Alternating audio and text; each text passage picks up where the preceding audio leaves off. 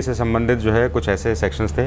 ये स्वतंत्रता संग्राम का जो सेक्शन है ना, ये एक्चुअली में पूरा ऐसे करके होना नहीं चाहिए था। भारत का इतिहास जब पढ़ा जाता है ना, तो हिस्ट्री को पढ़ने का हमारे पास क्रोनोलॉजी अगर समझा जाए तो उसको 3 चरण में पढ़ सकते हैं: प्राचीन भारत, मध्यकालीन भारत और आधुनिक भारत। जब भी हम आधुनिक भारत की बात करते हैं, उसमें इंडियन नेशनल फ्रीडम स्ट्रगल आ जाता है। तो नेशनल फ्रीडम स्ट्रगल के जुड़ने से आधुनिक भारत का इतिहास जो है 2 भागों में बढ़ गया, क्योंकि यहाँ पर हमें एक ऐसे रूल को पढ़ना है जो कि यूरोप के पावर्स के द्वारा रूल किया जाता था, और उसके साथ सब्सिक्वेंटली भारत के लोगों ने उस रूल के अगेंस्ट में जो एजिटेशन किया उसको भी पढ़ा जाता है, जिसके कारण जो है मॉडर्न हिस्ट्री हमारे 2 अलग अलग पार्ट में सेपरेटेड।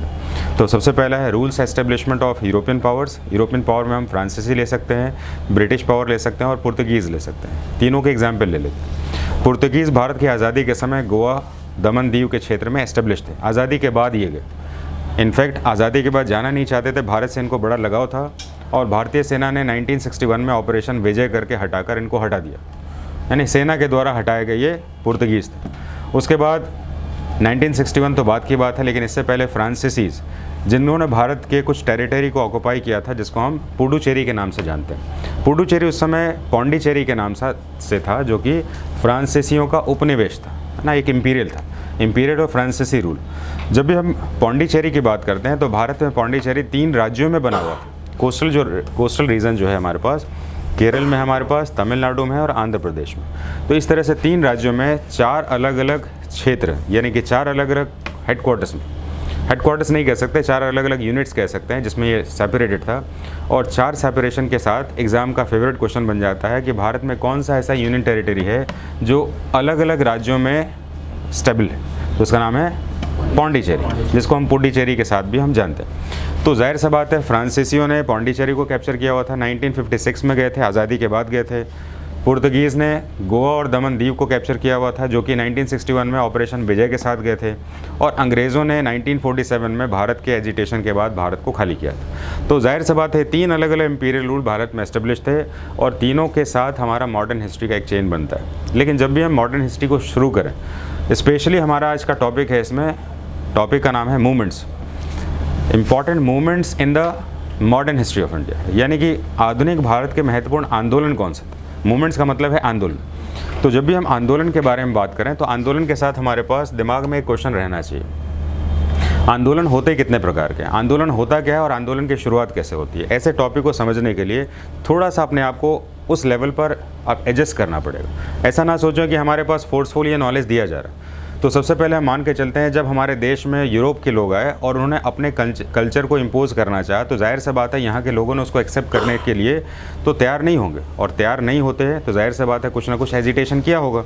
तो उसी एजिटेशन को हम कहते हैं आंदोलन। ये तो सरल भाषा में हो गया, लेकिन भारत में एजिटेशन अलग अलग स्ट्रक्चर में बना हुआ था। कौन कौन से स्ट्रक्चर हो सकते हैं? तो सबसे पहले हमें ये समझना होगा कि भारत में आने वाले यूरोपीय, जिसमें हम खासकर बात कर रहे हैं ईस्ट इंडिया कंपनी या ब्रिटिश पावर की।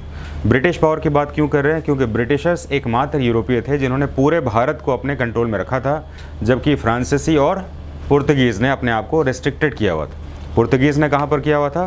गोवा और दमन दीव में किया हुआ था, जबकि फ्रांसीसी ने कहाँ किया हुआ था? पौंडीचेरी। जबकि पूरा भारत किसके पास था? ब्रिटिशर्स रूल के पास था। जाहिर सी बात है कि जब हम बात करेंगे यूरोपियन रूल में, तो सबसे ज़्यादा हमारे पास रूल, लंबा टेन्योर, और भारत की सबसे बड़ी टेरिटरी किसके पास थी? ब्रिटिश के पास थी। तो जाहिर सी बात है कि हमारे देश में जब भी मॉडर्न हिस्ट्री को पढ़ा जाता है, तो मेजर और लायन शेयर जो होता है वो ब्रिटिश और इम्पीरियल रूल का रहता है। अब हम बात करेंगे ब्रिटिश रूल भारत में जब था तो वो कितने अलग अलग स्टेजेस में पढ़ा जाना चाहिए, जिससे कि हम आंदोलन को समझ पाएँ, है ना। ऐसा तो नहीं कि एक ही दिन में आंदोलन हो गया होगा, ऐसा नहीं हुआ। जब भारत में ब्रिटिशर्स आए थे, इसमें 1600 में उनकी जो है एक कंपनी इस्टेब्लिश हुई थी, जिसका नाम था east India company. East India company 31 दिसंबर 1600 में इस्टेब्लिश हुई थी। सभी को सुनना है बस, है ना, उसका क्वेश्चन बनाने का प्रयास करें। तो 31 दिसंबर 1600 में ईस्ट इंडिया कंपनी का इस्टेब्लिशमेंट हुआ, और इसके इस्टेब्लिशमेंट से पहले भारत में उन्होंने एक प्रैक्टिकल और एक्सपेरिमेंट के रूप में एक छोटा सा मर्चेंट ट्रेडर्स भेजा था, जिसको उन्होंने क्या नाम दिया था? मर्चेंट एडवेंचर्स, है ना, ऐसा करके एक ग्रुप भेजा।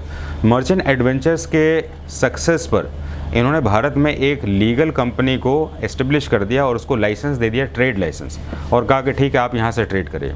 और उस कानून का नाम जिससे कि इनको ट्रेड लाइसेंस मिला था, उसका नाम था एक्ट ऑफ 1600, तो जिसके कारण ईस्ट इंडिया कंपनी भारत में एस्टेब्लिश हो गई।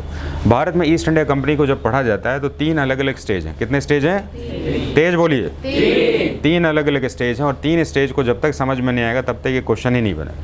तो पहला स्टेज में अंग्रेज़ों का पूरा इंटेंशन था कि भारत से हम लोग रॉ मटेरियल्स लेकर व्यापार करें, दूसरे देशों में बेचें और हमें फ़ायदा हो जाए। यानी कि पूरा स्टेट, पूरा उनका नेचर जो था वो मर्चेंटाइल था, यानी कि व्यापारिक था। जैसे कि कुछ राज्य, कुछ देश के लोग दूसरे राज्यों में जाते हैं व्यापार करने के लिए, वहाँ का सामान सस्ता है तो सस्ता सामान लेके दूसरे को बेच देंगे इसमें।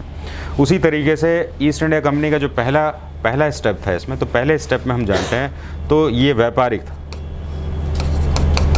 व्यापारिक का मतलब होता है कि व्यापार करने के लिए आए थे, और ये व्यापार करने का चरण आपका जो है 1600 से लेकर हम मान सकते हैं मोटे तौर पर 1757 या 58 हम ले सकते हैं। पहला स्टेप हम यहाँ तक ले सकते हैं। पहले स्टेप में कुछ लोगों पर, या कुछ अगर ब्रॉड टर्म में देखें इसमें, तो 1600 से हम लोग 1813 तक भी जा सकते हैं। मोटे तौर पर हमने ऐसा करके ले लिया। इसका कारण थोड़ा सा समझ लेते हैं। पहली बार जब ईस्ट इंडिया कंपनी भारत में आई थी तो भारत में अलग अलग रूलर्स थे, जैसे कि बंगाल के नवाब थे, केंद्र में कौन था? मुग़ल बादशाह थे। और ये जो है व्यापार करने के लिए अंग्रेज़ों ने इन राजाओं को टैक्स दिया, है ना। टैक्स जो भी डिसाइड किया जाता था इनको टैक्स दिया जाता था। मान लीजिए उन्होंने स्टार्टिंग में 100 रुपये कमाए, तो भारत के रूलर्स ने कहा कि हमें आप 10% टैक्स दे दीजिए। तो 100 में से कितना टैक्स हुआ? 10 रुपये। तो प्रॉफिट कितना हुआ? 90। तो 90 रुपये में भारत के रूलर्स को परेशानी नहीं थी। लेकिन ईस्ट इंडिया कंपनी की जो पॉलिसी थी और जो एग्रेसिव मार्केटिंग था उनका, उसके बेसिस पर उनका प्रॉफिट मार्जिन ग्रेजुअली बढ़ गया। यानी कि 100 रुपये का व्यापार जो है, समझ लीजिए कि 10% ही ले रहे हैं, तो 100 रुपये में 10 रुपये का व्यापार से भारतीयों को फ़र्क नहीं पड़ता। लेकिन ये व्यापार अगर 100 की जगह 1000 हो जाए तो 10% कितना हुआ? 100 रुपये। और मान लीजिए 1 लाख हो जाए तो कितना हो जाए? 10,000। और 10 लाख हो जाए तो कितना हो जाए? अब जैसे जैसे व्यापार अंग्रेज़ों का भारत में बढ़ गया तो अंग्रेज़ों को टैक्स भी तो देना पड़ रहा है ना 10%।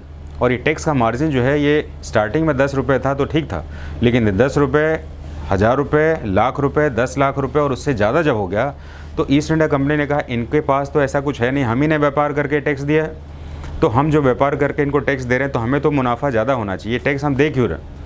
इनके पास तो क्वालिटी इतनी है नहीं कि इतना कमा सके, हम इनको व्यापार करके दे रहे हैं। तो इनके दिमाग में ऐसा आया ना कि अगर हम इनको रिप्लेस कर दें या हम इनको अपने लेवल पर सेट कर लें कुछ, यानी कि हम अपने हिसाब से रूलर्स बना लें, तो ये टैक्स का मार्जिन जो है ना हमारे पास घट जाएगा। जैसे भारत में भी हम देख रहे हैं, इसमें बहुत सारे लोग टैक्स बचाने के लिए पैसे छुपा देते हैं। कल मैंने देखा कि एमपी में एक ऑटो ड्राइवर था, है ना, आपने अगर न्यूज़ देखा हो, न्यूज़ देखते हैं आप उसमें, तो सोशल मीडिया पर उसने ऑटो ड्राइवर जानते हैं ना, ऑटो चलाने वाला ऑटो ड्राइवर ने सोशल मीडिया पे एक पिस्टल के साथ अपनी फ़ोटो अपलोड कर दी। ठीक है, ऐसे ही कर दिया।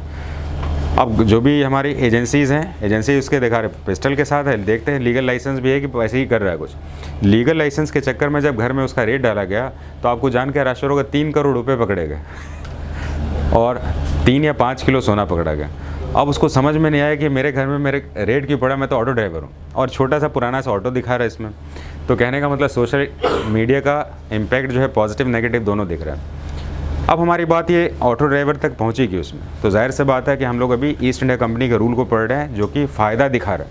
और फ़ायदा दिखाने के चक्कर में अंग्रेज़ों ने सोचा कि हम भारतीय रूलर्स को अगर रिप्लेस कर दें या हम इनको टैक्स ना दें तो फिर हमारा पैसा बच जाए। ऐसे ही टैक्स ना देने के चक्कर में भारत में इनके रूलर्स के साथ कन्फ्लिक्ट स्टार्ट होगा। और इस कन्फ्लिक्ट में सबसे इम्पॉर्टेंट एक कन्फ्लिक्ट हुआ जिसको हम कहते थे इसमें 1757 का कौन सा विद्रोह? प्लासी का युद्ध। भारत के इतिहास में पहली बार अंग्रेज़ों ने भारतीय शासकों से युद्ध किया और इस युद्ध में भारतीय शासक जो बंगाल का शक्तिशाली नवाब था वो हार गया। हालांकि ये वॉर जो है पहले से डिसाइडेड था, यानी कि पहले से मैच फिक्सिंग था, वो उसी के सेनापति ने पहले से अंग्रेज़ों के साथ अपनी डीलिंग कर ली थी इसमें और उसमें वो हार गए। लेकिन हुआ कुछ भी नहीं। हुआ क्या? अंग्रेज़ों का बंगाल के ऊपर कंट्रोल एस्टेब्लिश हो गया, टैक्स से रिलीफ मिला। अब क्योंकि अंग्रेज़ों का व्यापार पूरे भारत में था तो जाहिर सी बात है वो चाहते थे कि पूरे भारत के रूलर्स को अपने पॉकेट्स में डालें। तो ग्रेजुअली ये प्रोसेस स्टार्ट हुआ, इसलिए हम लोग ने 1600 से 58 लिख रहे हैं। कि 58 क्यों लिख रहे हैं? 1757 में प्लासी का युद्ध हुआ था तो 58 में रूल ट्रांसफ़र हो गया। तो ग्रेजुअली ये चेंजेस चलता रहा और चेंजेस चलने के बाद जो है 1793 में फिर अंग्रेज़ों ने भारत में ज़मींदारों के लिए स्थायी बंदोबस्त कर दिया। ध्यान से सुनते रहिएगा, लिखेंगे तो बहुत सारा हो जाएगा। अंग्रेज़ों ने भारत में जो है कॉर्नवालिस की पीरियड में एक रूल बना दिया जिसमें कि ज़मींदारों को कहा कि आप इतना पैसा हमें दीजिए। जैसे कि मान लीजिए एक गांव से अगर 100 रुपये का टैक्स है तो अंग्रेज़ों ने सोचा कि 100 से ज़्यादा कौन दे सकता है, तो कहा कि 200 रुपये का हम टैक्स लगा लेंगे, इसमें कौन दे सकता है। तो गांव वाले तो एक दूसरे के साथ जुड़े हुए थे, उनकी समस्या समझ रहे थे। तो अब क्या हुआ, आउटसोर्सिंग से ज़मींदार बनने लगे, यानी कि बाहर के लोग आके कहते हैं हम इससे ज़िम्मेदारी से निकलवा लेंगे, बस आप हमारा साथ दीजिए, हम कुछ भी कानून करके मार और पीट के सब निकलवा लेंगे। तो अब ज़मींदार जो है वो क्षेत्र से, ज़मीन से जुड़े हुए नहीं थे, वो बाहर के लोग जो थे, जो भारत के अंदर लोगों को टॉर्चर करके पैसा निकलवाने का काम करते थे। तो अगर कहा जाए इसमें कि भारत पर अंग्रेज़ों से ज़्यादा जो रूल किया है, जो एट्रोसिटीज़ की है ना, वो भारतीयों ने ही किया है। भारतीयों ने ही भारतीयों को बहुत ज़्यादा तंग किया है इसमें। तो ये ज़मींदारी प्रथा भी इसी के बीच में शुरू हो गई, जिसको 1793 का स्थाई बंदोबस्त कहते हैं, जो बंगाल में लागू हुआ। इसके साथ जो है ज़मींदारों ने भारतीय किसानों के ऊपर जुल्म करने स्टार्ट कर दिए, उनके ज़मीनें छीनने लगे इसमें, और उनके टैक्स के स्लैब को बढ़ाते गए। भारत एक ऐसी ज़मीन है जहाँ पर कभी मानसून आता है और कभी मानसून नहीं आता।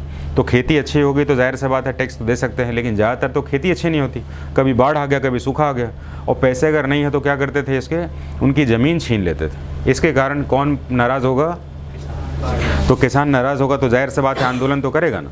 भारत में ज़्यादातर किसानों का जो मूवमेंट और आंदोलन था वो अंग्रेज़ों के खिलाफ ना होकर भारतीय ज़मींदारों के खिलाफ था। इसीलिए कभी कभी एग्ज़ाम में जब क्वेश्चन आता है ना कि पावना आंदोलन, ये आंदोलन, तो हम लोग का दिमाग में होता है अंग्रेज़ों ने अत्याचार किए थे। अंग्रेज़ों ने ना किए थे, अंग्रेज़ों ने अपनी पॉलिसी सिर्फ लागू की थी कि भाई ऐसा है कि हमें इतना टैक्स कौन लेके देगा, और भारतीयों ने कहा हम देंगे और कैसे भी करके देंगे। और उन्हीं के अत्याचार होते थे, और भारतीय किसान इतने हिंसक हो चुके थे कुछ क्षेत्रों पे कि उन ज़मींदारों के सर काट के खेतों में लगा देते, कहते थे आओ हमारे टैक्स लेके दिखाओ, हम तुम्हारे साथ ये करें।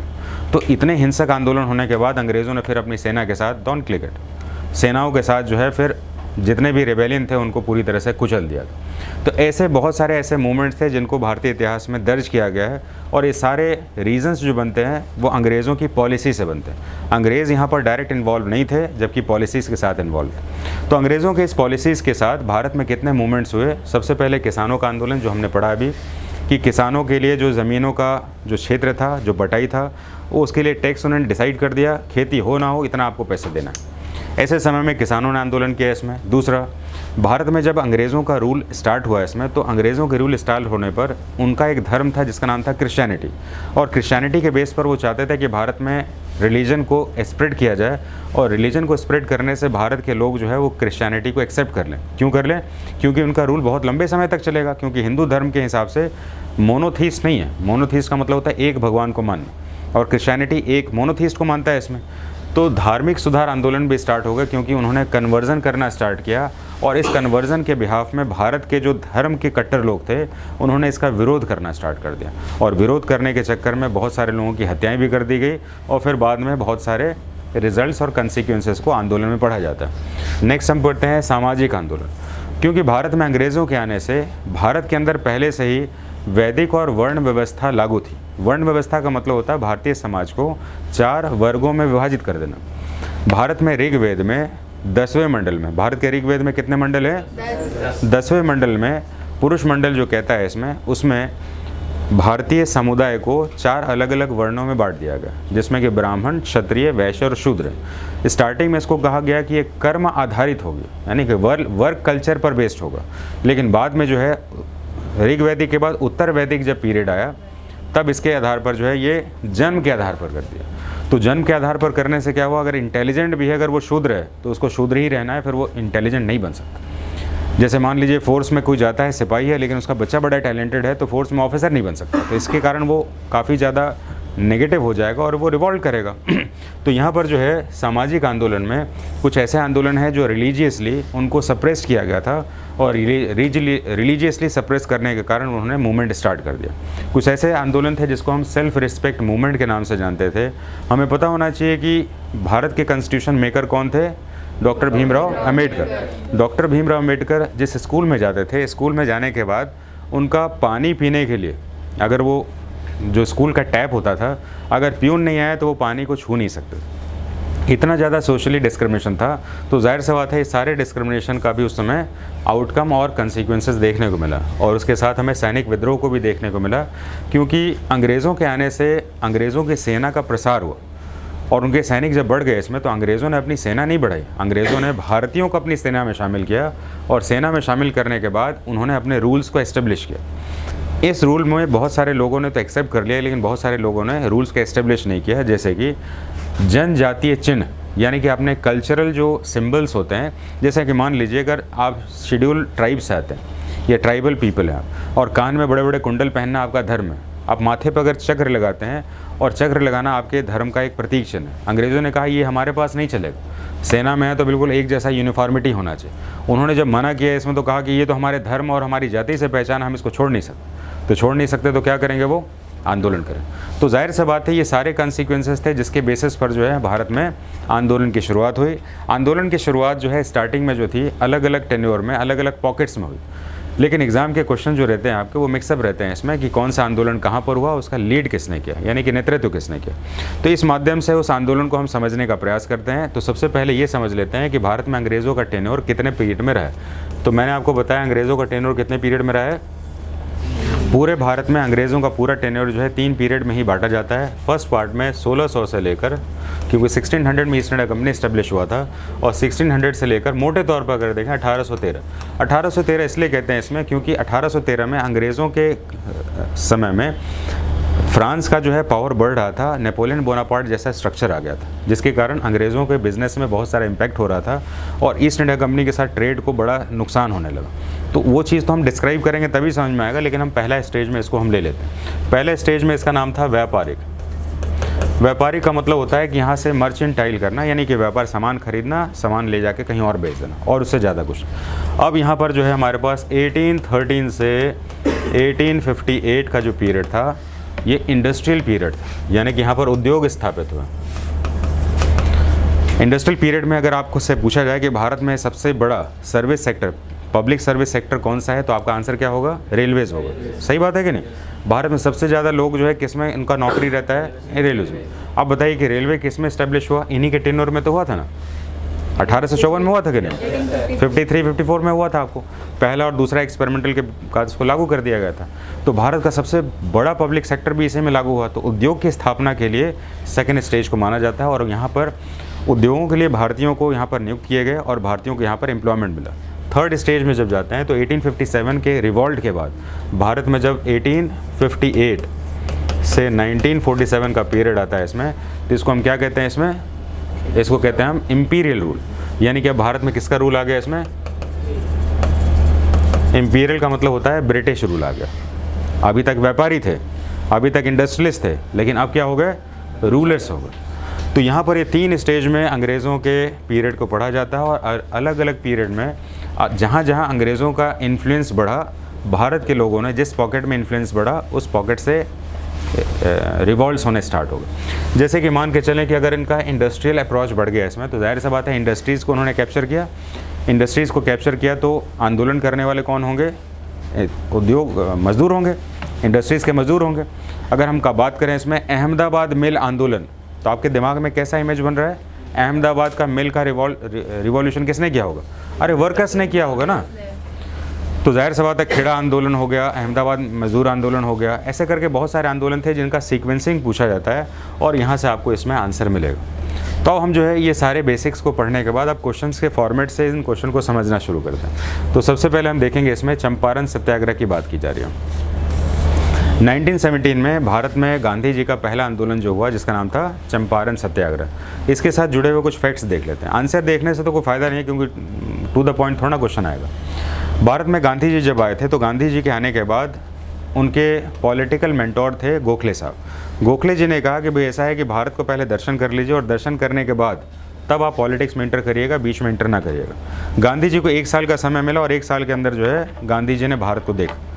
थोड़ा सा रिमार्केबली इस बात को ध्यान दीजिएगा, गांधी जी जब भारत में भ्रमण कर रहे थे तो एक घर में खाना खा रहे थे। खाना खाते समय एक महिला खाना खिला रही थी इसको, तो कहा कि आपका इतना बड़ा घर है, आप अकेली महिला हैं जो खाना खिला रही हैं इसमें।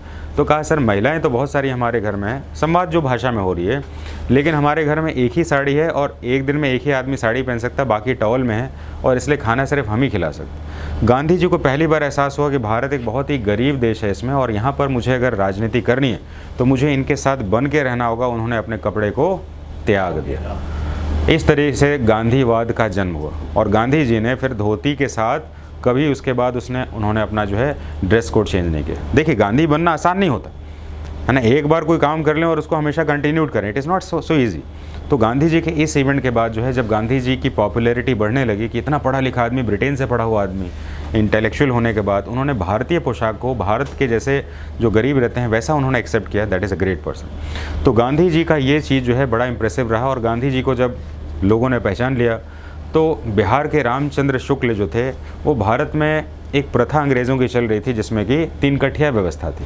3 कठिया व्यवस्था में हमें ध्यान रखना चाहिए कि 1 बीघे में 20 कट्ठा होता है। कितना होता है? और अंग्रेज़ों के कानून के हिसाब से 3 कट्ठे में नील की खेती करनी ज़रूरी थी, और नील की खेती करने से भारतीयों को खाने के लिए अनाज का तो दिक्कत पहले से ही हो रहा था, और नील की खेती करने से उनका अनाज कम हो रहा था। दूसरा, नील की खेती करने के बाद जब दूसरी फसल बोई जाती थी तो उसकी फर्टिलिटी भी कम हो जाती।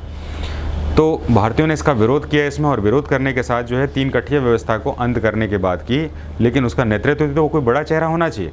इसके लिए गांधी जी आए, और गांधी जी ने भारत के इतिहास में पहला ऐसा आंदोलन को लीड किया था जिसका नाम था चंपारण आंदोलन। कब किया था उन्होंने? तो इस तरीके से हमारे पास 3 कठिया व्यवस्था और इसकी जानकारी मिल गई। अब आपको ये क्वेश्चन जो है किसी तरीके से पूछ लिया जाए, ये क्वेश्चन आपको समझ में आ जाएगा। क्लियर बात है?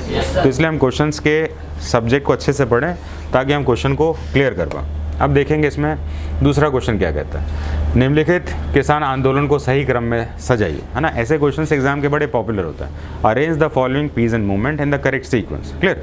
तो यहाँ पर हम देख रहे हैं इसमें नील विद्रोह हो गया, दक्कन दंगे हो गए, चंपारण सत्याग्रह हो गया, बारदोली सत्याग्रह होगा। तो ये सारे सेक्शन को आपको सीक्वेंस में लगाना, और इस सीक्वेंस में लगाने के लिए इन सभी के बारे में छोटी छोटी जानकारी होनी चाहिए। तो यहाँ पर नील विद्रोह के साथ अगर मैं आपको कहूँ कि भारत में नील विद्रोह का लीड किसने किया था, तो आप ट्राई कर सकते हैं क्या? नील आंदोलन का नेतृत्व किसने किया होगा? नील आंदोलन का नेतृत्व जो था दिगंबर विश्वास और विष्णु विश्वास के 2 भाइयों के साथ किया गया, और इन 2 भाइयों ने भारत में जो है नील विद्रोह को या नील आंदोलन की शुरुआत की थी, और बाद में ये एक जन आंदोलन बन गया और इसके साथ ये भारतीय इतिहास में जुड़ गए। तो इस तरीके से हमारे पास ये सेक्शन चला गया। इसमें आप इनको सीक्वेंसिंग करके आंसर A 1 2 3 4 इनके सीक्वेंसेस को लगा देंगे इसमें, और बाद में जो है इनका क्रम जो है, नील आंदोलन कब किया गया, दक्कन के दंगे कब हुए, इसमें चंपारण कब हुआ, और बारदोली कब हुआ, इसमें ले सकते। बारदोली इसलिए ज़रूरी है इसमें क्योंकि बारदोली के साथ पहली बार एक ऐसा कैरेक्टर हमारे देश में जाना गया जिसको बाद में भारत में एक ऐसे उपनाम के साथ जाना गया। यानी उपनाम को क्या कहते हैं? सब्रिक्यूटीज, है ना, उपनाम। तो टाइटल भी कह सकते हैं, जिसको हम कहते हैं सरदार। सरदार बोलने के साथ आपके दिमाग में कौन आता है? 2 ही सरदार आते हैं हमारे पास, सरदार भगत सिंह या, तो ऑब्वियसली भगत सिंह के बारे में बात नहीं हो रही है, तो अभी सरदार पटेल की बात हो रही है।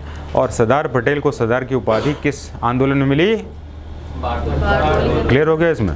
इस तरीके से ये क्वेश्चंस को सॉल्व करेंगे तो आपके दिमाग में पैच हो जाएगा। ज़्यादा नहीं करेंगे इसमें, छोटा ही क्वेश्चंस का हम रेंज ले लेते हैं। अब देखते हैं पावना किसान आंदोलन के मुख्य किसके विरुद्ध। देखिए पावना किसान आंदोलन, पावना कहाँ पर है? सबसे पहले देखिए बंगाल के किसानों का आंदोलन था ये, और बंगाल के किसानों का आंदोलन में किस चीज़ के लिए हो सकता है इसमें? बढ़े हुए। और हमें इस बात का ध्यान रखना है कि 1870 तक भारत में सबसे पहले किसानों को कंट्रोल करने के लिए, क्योंकि किसानों की स्थिति बड़ी ख़राब थी। किसानों की ख़राब स्थिति का रीज़न ये था कभी बाढ़ आ जाए, कभी सूखा आ जाए, कभी फसल ख़राब हो जाए, बहुत सारे रीज़न था। आज तो सरकार जो है फिर भी बहुत सारा बिजली पानी दे रही है, लेकिन उस समय तो किसान अपने ही पैसे पर, अपने ही शक्ति पर रहते थे, और कुछ भी हो जाए तो पूरी तरह से जिम्मेदारी उनकी। लेकिन टैक्स माफ़ नहीं होता था। और अंग्रेज़ों के कानून में 1793 में कौन सा कानून आ गया था? स्थायी बंदोबस्त। स्थायी बंदोबस्त बंगाल में लागू किया गया था, यानी परमानेंट सेटलमेंट। यानी कि आपको इतना टैक्स तो देना ही पड़ेगा, और इतना टैक्स देने पर आपको अकाल भी आ जाए तो आपको टैक्स देना पड़ेगा। तो जाहिर सी बात है कि आंदोलन तो होना ही है। आपके घर में खाने के लिए पैसा नहीं है, लेकिन अंग्रेज़ों को टैक्स देने के लिए पैसा। इनफैक्ट नॉट अंग्रेज़, उस समय के जो जमींदार हैं वो टैक्स लेते थे। भारत में देखिए, भारत जो है एक तरह से 2-3 चेयर में बट चुका था। अंग्रेज़ों ने सिर्फ पॉलिसी बनाया। अंग्रेज़ बड़े क्लेवर थे, उन्होंने पॉलिसी बना के भारतीयों को कहा कि भाई ऐसा है कि हम इतना ही टैक्स लेंगे, लेकिन भारतीय जमींदार ग्रीडी हो गए। जैसे कि उन्होंने कहा कि भाई ऐसा है कि 100 रुपये तक एवरेज में लोग कमा लेते हैं ना, तो हमें 50 रुपये का टैक्स दे दीजिए। और ज़मींदारों ने कहा कि 50 रुपये इनको दे देंगे, हमें भी तो 50 रुपये मिलना चाहिए, तो उन्होंने 100% टैक्स लगा दिया। ये टैक्स जो है अंग्रेज़ों ने कैलकुलेटिव स्ट्रक्चर पे लगाया, और ज़मींदारों ने अपने पॉकेट को भरने के लिए भी लगा, जिसके कारण दोहरी मार हो गई। और दोहरी मार से क्या हुआ? भारतीय किसानों के अत्याचार बढ़ गए। इसलिए ज़्यादातर पीजेंट मूवमेंट में ज़मींदारों को ही मारा गया। और जब ये ज़मींदारों ने, फिर स्टार्टिंग में तो ज़मींदारों को लगा कि हमारा प्रोटेक्शन कौन कर रहा है? अंग्रेज़ कर रहे हैं। लेकिन बाद में जब ज़मींदारी प्रथा को ख़त्म करने की बारी आ गई, तो ये ज़मींदारों ने फिर युद्ध की स्टार्टिंग कर दी, लेकिन इस युद्ध में उनका साथ किसानों ने नहीं दिया। क्यों नहीं दिया? क्योंकि ये वही किसान थे जिनके ऊपर अत्याचार कौन कर रहा था? इसके कारण भारत में जो है इनकी आज़ादी भी जो है रिस्ट्रिक्टेड हो गई। भारत में ऐसे बहुत सारे क्षेत्र ऐसे जिनमें ज़मींदारों ने हथियार उठा लिए अंग्रेज़ों के खिलाफ, लेकिन इस आंदोलन में किसानों का साथ उनको नहीं मिला। तो यहाँ पर इस सीक्वेंस के साथ हमें जाना है, क्योंकि मनमानी टैक्स उन्होंने लगा दिया। मनमानी टैक्स का रीज़न भी यही था इसमें, क्योंकि वो कहते थे इस ज़मीन के लिए, इस गांव के लिए कितना हमें टैक्स मिल सकता है। अब ज़मींदारों ने कहा कि हम 100 रुपये देंगे, दूसरे ने कहा 500 रुपये देंगे, तो जिसने ज़्यादा कहा उसको दे दिया। तो ज़्यादा अगर टैक्स का टेंडर आप लेंगे इसमें, तो टैक्स भी तो वसूलेंगे ज़्यादा, तो मनमानी टैक्स लग गया। इसके कारण से जो है 1870 का जो है एक पावना विद्रोह हुआ। पावना विद्रोह के बाद हम चले जाते हैं सरदार की पार्टी। देखते हैं आप लोग ट्राई कर पा रहे हैं कि नहीं, समझ में आ गया आपको? तो बारदोली वह आंदोलन था जिसमें कि पटेल साहब को पहली बार जो है नेतृत्व करने का मौका मिला, और इस नेतृत्व में वहाँ की महिलाओं ने इनको सरदार की उपाधि दे दी। तो इसका सीक्वेंसिंग बनाने के लिए थोड़ा सा काम करिएगा। तेभागा आंदोलन में बटाईदार किसानों की प्रमुख मांग क्या थी? कुछ ऐसे क्वेश्चंस होते हैं ना जिसमें कि आपको जो है ये एक वर्ड था तेभागा। तेभागा को अगर हम मोटे शब्द में कहें तो बंगाल के किसानों ने तिभागा ना चाहिए दुभागा चाहिए, ये एक नारा था। इस शब्द को समझेंगे थोड़ा सा। तिभागा ना चाहिए दुभागा चाहिए। तो तेभागा आंदोलन का मतलब क्या है कि जैसे कि उनका मानना था किसानों के ऊपर जो है टैक्स जो इम्पोज़ किया गया था, तो टैक्स इम्पोज़ में कहा गया था कि जितना भी हमें वो मिल रहा है, यानी कि फसल का वो मिल रहा है, ग्रेन मिल रहा है इसमें, तो इसमें आप 50% ग्रेन हमें दे दीजिए। तो 50% ग्रेन अगर दे देंगे, इसमें फसल भी कम है इसमें और छोटे छोटे ज़मीन के टुकड़े भी हैं, तो वो अपने लिए परिवार के लिए कहाँ से लें? उस समय परिवार बड़े हुआ करते थे, ज़मीन का आकार छोटा हुआ करता था। तो जाहिर सा बात है कि ये 50% का सेक्शन तो दे नहीं सकते थे। तो उन्होंने कहा कि 1:3 और 2:3 का रेशो रखा जाए और उनका डिमांड किया था, देखेंगे ज़रा, कहा कि हम 50% नहीं देंगे, आपको 1/3 देंगे और 2/3 रखेंगे अपने पास। तो 2/3 अपने पास रख के तिभागा, यानी कि 1 का 3 भाग जो है हम आपको देंगे। तो ये 3 भाग की देने की बात को आंदोलन के नाम से जाना गया, जिसको क्या कहा गया? तेभागा आंदोलन। तो तेभागा समझ में आपको? यानी कि अगर हम 2/3 कहें तो किसान लेना चाहते थे और 1/3 देना चाहते थे, जबकि उनकी मांग क्या थी? 50% दीजिए। तो 50% देंगे तो खाएंगे क्या? तो इस आंदोलन को भी जो है बंगाल की धरती से लिया गया और तेभागा आंदोलन और 2/3 आंदोलन के साथ इसको जोड़ा गया। इसमें क्या हम इसको समझ पा रहे हैं? ठीक है, तो तेभागा आंदोलन को भी हम लोग समझ लेंगे इसमें। धार्मिक आंदोलन के 2-3 क्वेश्चन ले लेते हैं। ब्रह्म समाज की स्थापना किसने की थी? ब्रह्म समाज की स्थापना 1828 में की थी। ये तो राजा राम मोहन राय का एक छोटा सा एपिसोड हो गया इसमें। इसके साथ हमें समझना होगा राजा राम मोहन राय की ऐसी कौन सी स्थिति थी जिसके कारण ब्रह्म समाज जैसा ऑर्गेनाइजेशन बना था। तो ब्रह्म समाज को बनाने के लिए राजा राम मोहन राय एक ऐसी स्थिति से गुजरे जिसके कारण उनको ऐसा इंस्टीट्यूशन बनाना पड़ा। वो बहुत छोटे थे तो उनकी माँ की मृत्यु हो गई थी और उनके बड़े भाई उनके पिता समान थे और उनकी भाभी जो थी उनकी माँ समान थी।